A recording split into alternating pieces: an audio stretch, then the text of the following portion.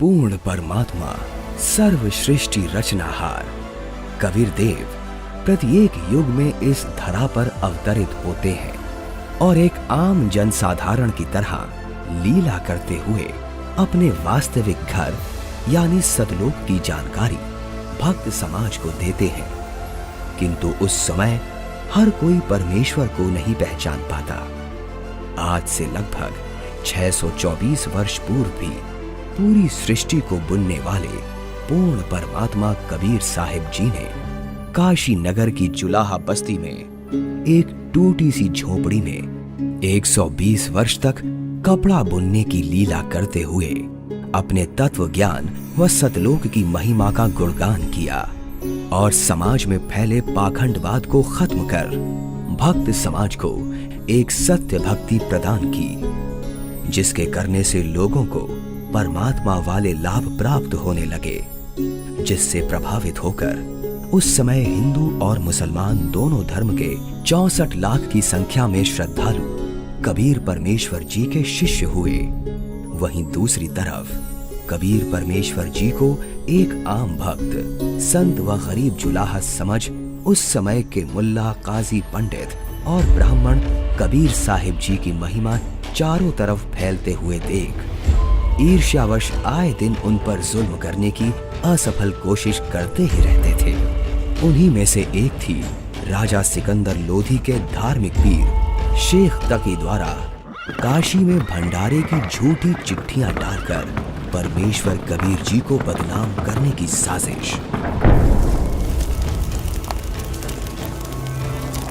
इस कबीर ने तो हम सभी का जीना हराम कर रखा है। हमने उसे मारने की कितनी बार कोशिश कर ली, लेकिन वो हर बार किसी न किसी तरह बच ही जाता है। अब नहीं बच पाएगा। अब की बार मैं ऐसा पैंतरा फेंकूंगा कि उसे काशी छोड़कर भागना ही पड़ेगा। ऐसा क्या सोचा है पीर जी? पास आओ।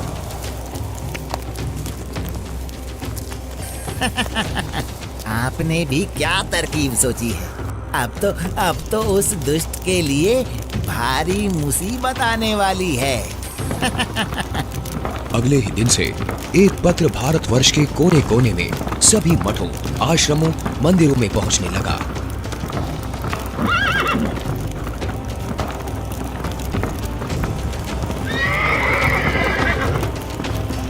पत्र में लिखा था, मान्यवर कबीर सेठ पुत्र नूर अली अंसारी, जुलाहों वाली कॉलोनी, काशी शहर में 3 दिन का धर्म भोजन भंडारा कर रहे हैं, जिसमें सर्व साधु संत आमंत्रित हैं। भंडारे में प्रतिदिन प्रत्येक भोजन के बाद 1 सोने की मोहर व 2 हर दक्षिणा में दी जाएगी। भोजन में लड्डू, जलेबी, हलवा, खीर, दही बड़े, मालपुए, रसगुल्ले आदि आदि सब मिष्ठान खाने को मिलेंगे और साथ में सूखा सीधा भी दिया जाएगा। सभी शिष्यों को बता दो, भंडारे में सभी को चलना है।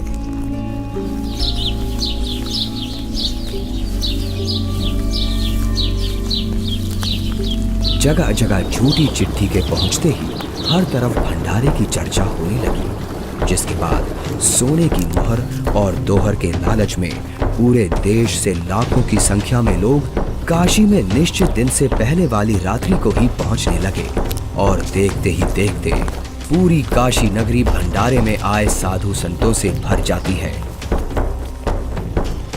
अरे भक्तों, आज इतनी भीड़ कैसे लगी है? तुम किस नींद में सोए हुए हो? तुम्हें पता नहीं, यहाँ काशी में कबीर नाम का सेठ 3 दिन का भंडारा कर रहे हैं, जिसमें प्रत्येक भोजन के साथ 1 सोने की मोहर व दोहर भी दी जाएगी। आपको कोई निमंत्रण पत्र मिला है? हाँ, ये देखो चिट्ठी। ये जरूर किसी की बदमाशी है। मुझे जल्दी से गुरुदेव को सब बताना चाहिए। गुरुदेव, गुरुदेव, गुरुदेव। क्या हुआ रविदास? गुरुदेव, आज तो अपनी काशी छुटेगी। उन दुष्टों ने तो हद कर दी। आपके नाम की झूठी चिट्ठी बंटवा रखी है कि कबीर सेठ पुत्र नीरू 3 दिवसीय भंडारा करेगा, जिसमें प्रत्येक भोजन के बाद खाने वाले को एक सोने की मोहर और एक दोहर भी दी जाएगी। अच्छा, और अब उस झूठी चिट्ठी को लेकर लाखों की तादाद में लोग भंडारे के लिए आए हुए हैं। रविदास, आज तो सारी सीमाएं पार कर दी हैं उन नादानों ने। मैं गरीब आदमी, मेरे पास तो अपने परिवार के लिए ही मुश्किल से अनाज होता है। इतने लोगों को मैं कहाँ से भोजन खिलाऊंगा? आप अंदर से दरवाजा बंद कर लो और कोई भी आए तो खोलना मत। जब कोई नहीं मिलेगा तो थक हार कर अपने आप वापस चले जाएंगे। गुरुदेव, ये नकली धर्म के ठेकेदार रोज आपके खिलाफ कुछ ना कुछ षड्यंत्र रचते ही रहते हैं। कोई बात नहीं रविदास, जैसे तैसे आज का दिन और निकाल लेते हैं। रात को निकल जाऊंगा मैं अपने परिवार को लेकर कहीं दूर। तंग आ चुका हूं मैं इनके इन रोज रोज के कारनामों से। मैं बोलता सच्चाई हूं और ये समझते उसको निंदा है। आ जाओ रविदास, बैठ जाओ। दोनों भगवान को याद करते हैं। आपत्ति के समय उसी को याद करना चाहिए। वही सबकी लाज रखते हैं, हमारी भी रखेंगे।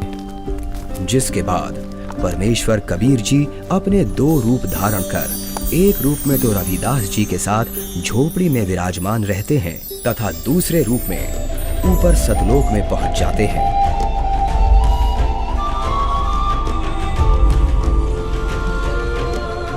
जहां असंख्यों बैल उनका इंतजार कर रहे होते हैं, जिनके ऊपर टंगे झोलों में भंडारे के लिए टेंट का सामान और पका पकाया भोजन, लड्डू, जलेबी, कचौड़ी, पकौड़ी सब लदा हुआ है।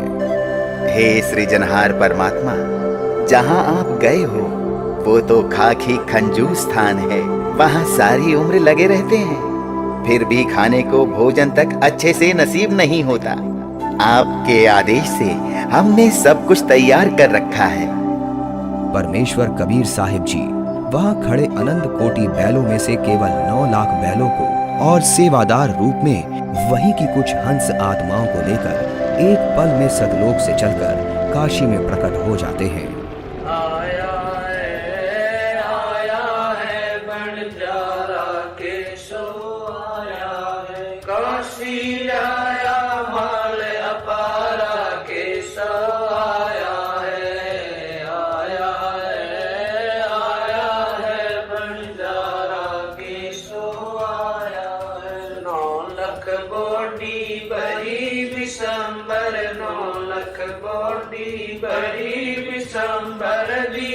कबीर भंडारा के सो आया है, आया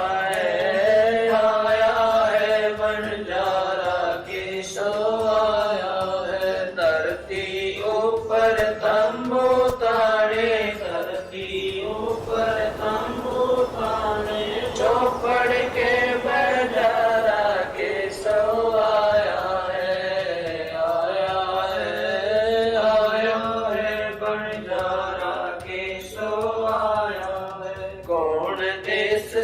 बालद आई, कौन देश से बालद आई, ना कहीं बजाने वाला के सो आया है, आया है बंजारा के सो आया है।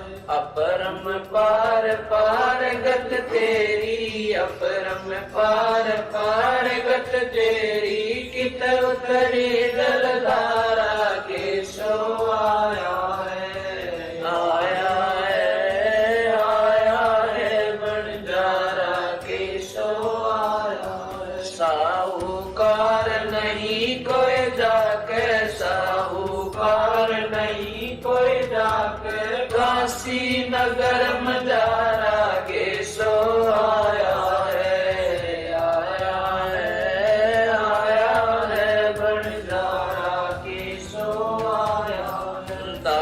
गरीब कलप से उतरे, दास गरीब कलप से उतरे, जिया पे अलख कर तारा के सो आया है, आया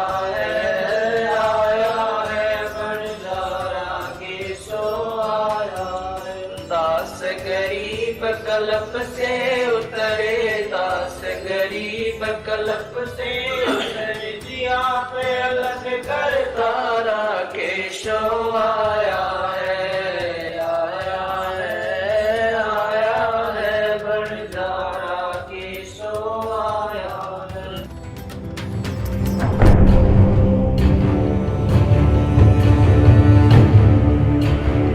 राजन, आपके गुरु का निमंत्रण आया है भंडारे का, आप चलेंगे नहीं क्या? गुरुदेव भंडारा करें और मैं न जाऊं, मैं अवश्य चलूंगा। काशी चलने की तैयारी की जाए। देखते ही देखते काशी शहर के चौपड़ के बाजार में परमेश्वर की दया से भंडारा शुरू हो जाता है। ऐसा स्वादिष्ट भोजन, वाह, जो खाता वो गुण गाते नहीं थक रहा था। सब्जी, पूरी, लड्डू, जलेबी, कचौड़ी, पकौड़ी, दही भल्ले, खीर, हलवा आदि जो कोई कुछ भी पकवान मांगता वो उसे खाने को मिल रहा था। और चिट्ठी में लिखे अनुसार प्रत्येक भोजन के बाद सभी को एक दोहर और एक सोने की अशरफी भी दी जा रही थी।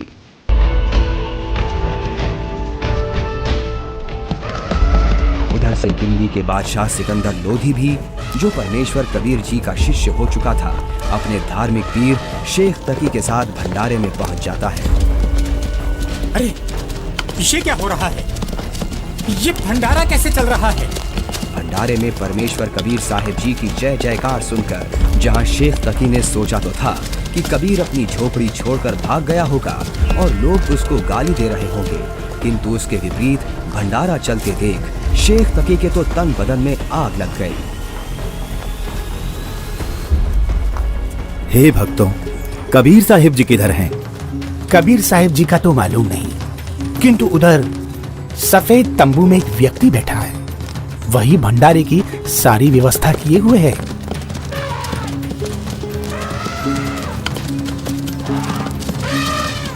ये भंडारा कैसे चल रहा है?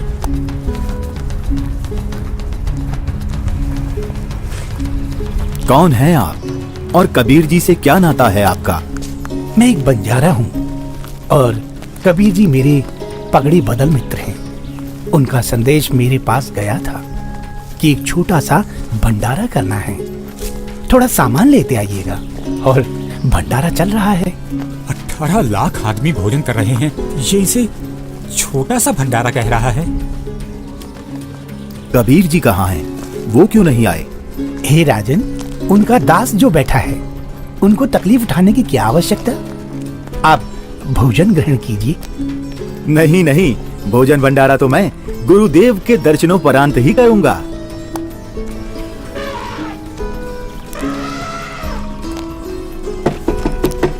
हे गुरुदेव, लगता है उन्होंने हमें यहाँ भी खोज लिया। भीड़ शायद घर पूछते पूछते यहाँ तक पहुँच गई है। कोई बात नहीं, आप दरवाजा मत खोलना, कुछ देर बाद अपने आप चले जाएंगे। दरवाजा खोलिए परवरदिगार, दिल्ली से आपका दास सिकंदर आया है। राजन, हम दरवाजा नहीं खोलेंगे। इन लोगों ने तो आज सभी हदें पार कर दी हैं। मेरे नाम से झूठी चिट्ठी डाल रखी है। मैं कैसे निकलूं बाहर? इस बनारस में कोई सेठ भी मेरा ऐसा जानकार नहीं है जो मुझे पैसे उधार दे दे। मैं तो बड़ी मुश्किल से ताना बुनकर अपने परिवार का पालन करता हूँ। इन लोगों ने मेरा जीना मुश्किल कर दिया है। बस आज रात होने का इंतजार है राजन। रात होते ही मैं अपने परिवार को लेकर कहीं दूर चला जाऊंगा। है परवरदिगार, आप मुझे नहीं बहका सकते। आप ही अल्लाह अकबर हो। आपने देखो वहाँ क्या रंग लगा रखे हैं। एक बार दरवाजा खोल दो दाता, दास आपके दर्शन करना चाहता है। खोल दो दरवाजा।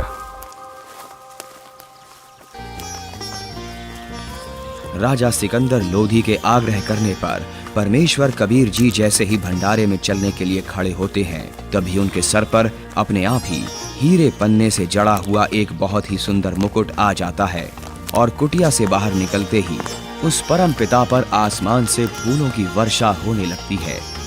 रविदास जी, आज ये सेवा मुझ दास को दे दीजिए। आप तो रोजाना करते हो।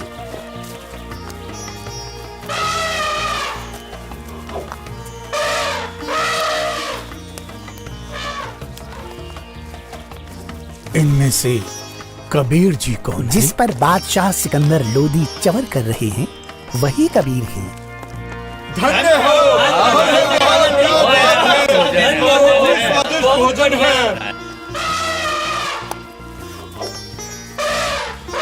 इसके बाद कबीर साहिब जी अपने ही दूसरे रूप केशव से मिलने के लिए उनके तंबू में आते हैं और जो ही परमेश्वर कबीर जी तंबू में प्रवेश करते हैं तो देखते ही देखते अपने आप उनके लिए एक सुंदर सिंहासन लगने लग जाता है जिस पर चारों तरफ हीरे पन्ने मोती जड़े हैं।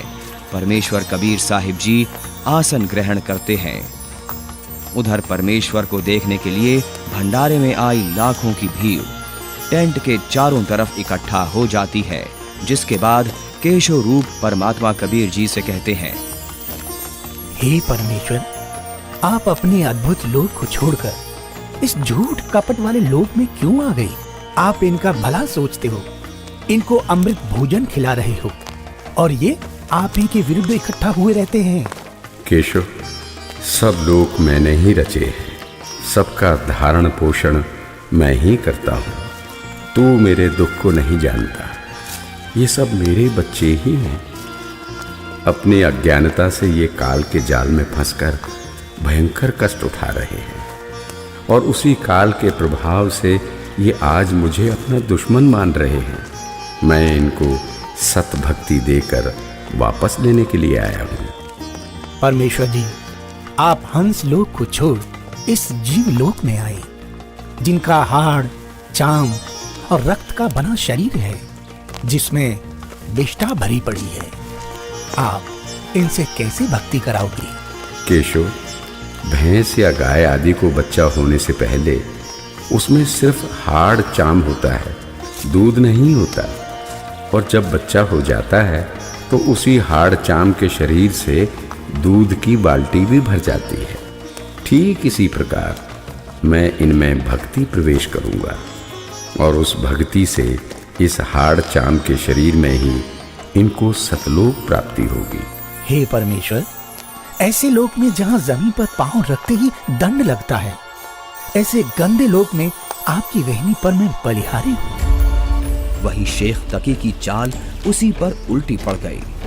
उसने लोगों को इकट्ठा तो इसलिए किया था कि कबीर किसी को भोजन करा नहीं पाएगा और लोग उसको गालियां देंगे, लेकिन कबीर जी ने उन इकट्ठा हुए लाखों भक्तों को 3 दिन तक मोहन भोजन भी खिलाया और सोने की मोहर व दोहर देकर सत्संग से उनका अज्ञान अंधेरा भी हटाया। फिर भी ये सब शेख तकी से देखा नहीं गया। उसके अंदर जलती ईर्ष्या की आग इतने महान समागम में भी कमी ही ढूंढ रही थी और इसी आग में शेख तकी मुंह बनाकर सिकंदर लोधी से कहने लगा, चलो राजन, इसने क्या भंडारा किया है? बहुत अच्छा सा किया है। ऐसे ऐसे तो हम 100 भंडारे कर देंगे।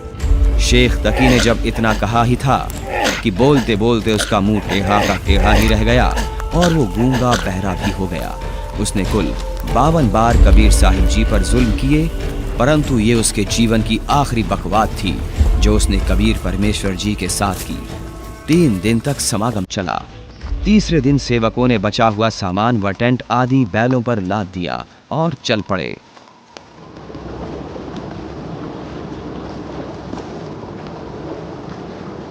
गंगा में पानी ज्यादा है, इसे अभी पार नहीं किया जा सकता। हाँ हाँ, अभी मत जाओ। बंजारे और बैल जैसे ही गंगा के किनारे पहुंचे तो गंगा का पानी एकदम कम हो जाता है और फिर सारे बैल निकल जाते हैं, जिसके बाद गंगा का पानी फिर से ओवरफ्लो होकर बहने लगता है, जिसे देख वहां खड़ी भीड़ आश्चर्यचकित रह जाती है। जाइए केशव, कहीं आपके बंजारे दूर ना निकल जाएं।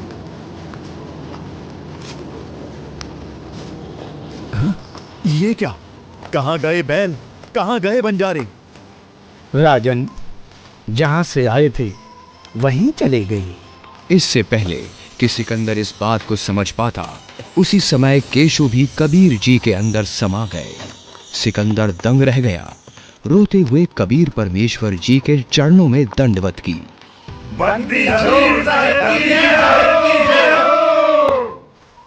इस प्रकार परमेश्वर कबीर साहिब जी ने उन दुष्टों की इस साजिश को भी नाकाम करते हुए ये लीला की और भक्त समाज के सामने एक उदाहरण पेश किया कि चाहे कोई गरीब हो या अमीर, भगवान की भक्ति हर इंसान कर सकता है।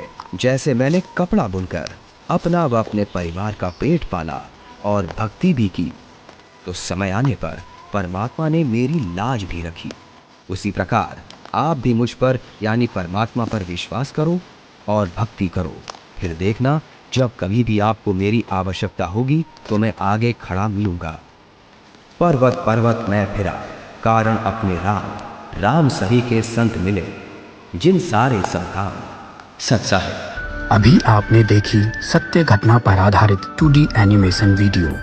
आप सुनिए परमेश्वर कबीर जी और उन्हीं के रूप में आए केशव बंजारा जी की वार्ता की पूरी कथा का सार अमृतवाणियों के द्वारा संत रामपाल जी महाराज के मुखारविंद से। चौपड़ के बाजार फिर कर आए के सो पास, गरीबदास कुर्बान गति क्या क्या कहूँ विलास। पाट पटंबर बस गए ऊपर हीरे लाल, गरीबदास साहेब धनी डाये मुक्ता माल। केसो और कबीर का तंबू माई मिलाप, गरीबदास 8 पैर लग गोष्ठी निजगर गाप। केसो कहत कबीर से पूछत बाता बीन, गरीबदास क्यों उतरे ऐसे मुल्क मलीन। 100 योजन पर लगत है या दुनिया की गंद, गरीबदास केसो कहे आड़ चाम का फंद। सुन कबीर सुर वेद हूँ केसो कष्ट करंत, गरीबदास गंदे मन से मेला आन भरंत।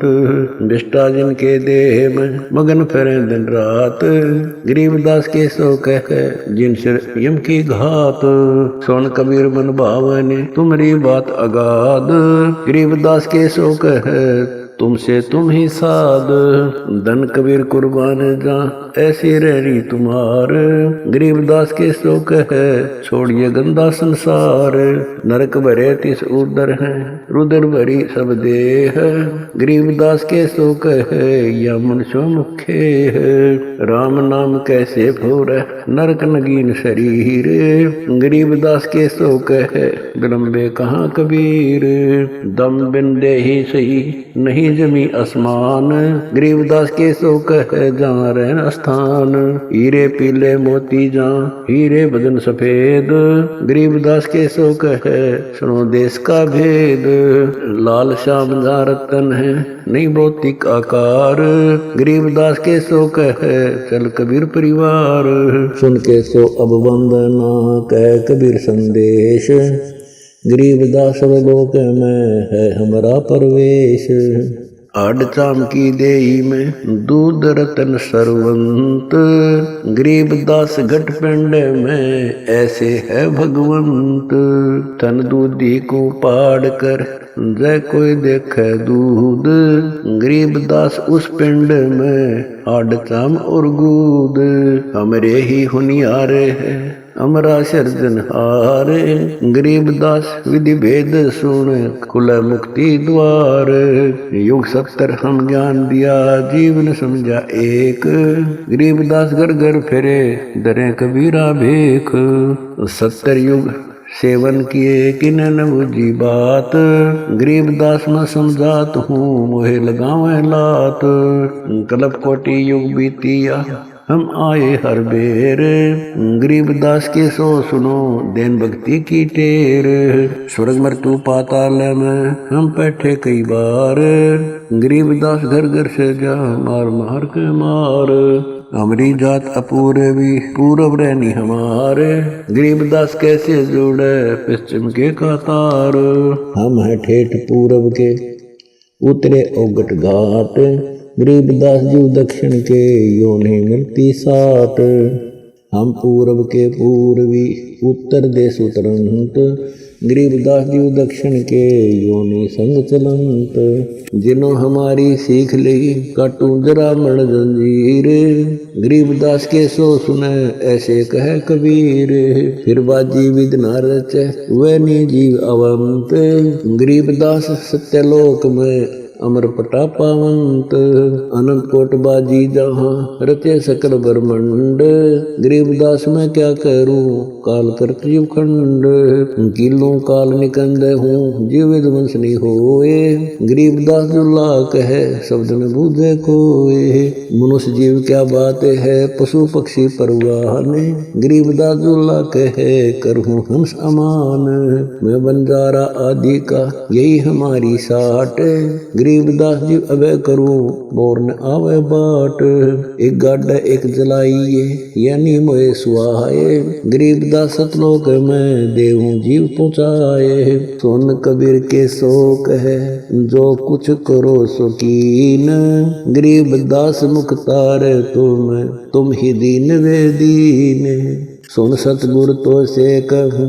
तुम हो दीन दयाल गरीबदास आदीन में तुम साहिब अब्दाल अनंत कोटि ब्रह्मांड को तारत लगे नेवार गरीबदास के शोक है तुम ही दारमदार तुम ही दारमदार हो यहाँ कल्प नहीं इंच गरीबदास के शोक है सब तुमरे ही परपंच के सोचले सौदाम को 9 लाख बोली लीन गरीबदास बंधन किया बाजत है सुरबीन केसो और कबीर जित मिलत बेता एक दास गरीब कबीर हरि दरते नाना भेख बंजारे और बैल सब लाए थे भरमाल गरीबदास सतलोक को चले गए तत्काल आवत जाते ना लखे कौन नाम प्रकाश गरीबदास बुझ है कहाँ गए हरिदास